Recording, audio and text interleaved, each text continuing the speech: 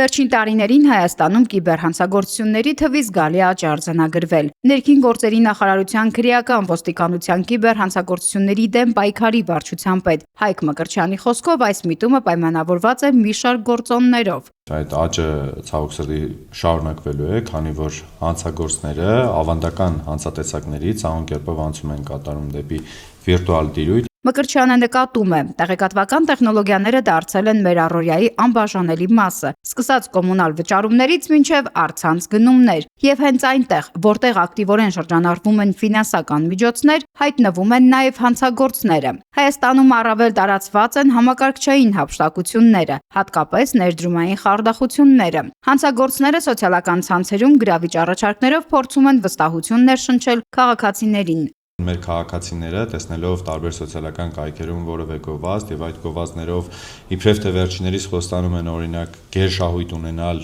X չափի գումար ներդնելու դիմաց, մեր քաղաքացիները վստահում են այդպիսի հարթակներին, գումարը ներդնում են եւ ցավոք սրտի կորցնում են իրենց ոչ ներդրված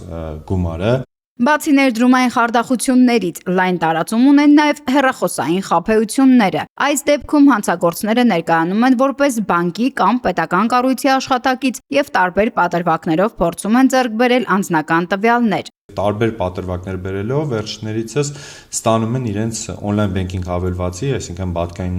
բանկային այդ on-line հավելվածի մուտքանուն ու գաղտնաբառը կամ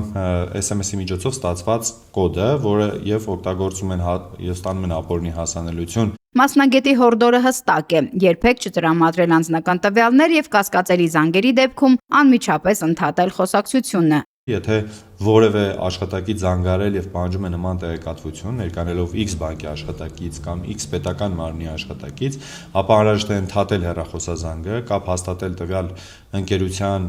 պաշտոնական հեռախոսահամարով։ Միևնույն ժամանակ պատասխանատվության հարցը կախված է կոնկրետ իրավիճակից։ Եթե խախտումը տեղի ունեցել համակարգային մակարդակում, ապա խնդիրը կարող է լինել ֆինանսական հաստատության անվտանգության մեջ։ Եթե որևէ եղանակով հանցագործները կարողանան կոտրել բանկային համակարգը եւ մի քանի քաղաքացիներից կատարեն օրինակ հաշվարկային հաշիվներից կատարեն հափշտակություններ, դա բնականաբար բանկի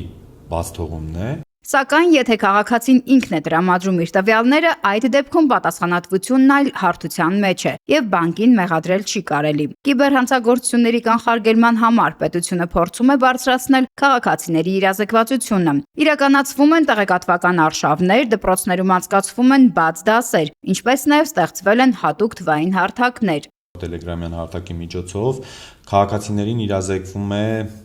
թե ինչ պետք է անել, որ կոնկրետ հանցագործության զոհ չդառնալու համար կամ գոնե այդ ռիսկերը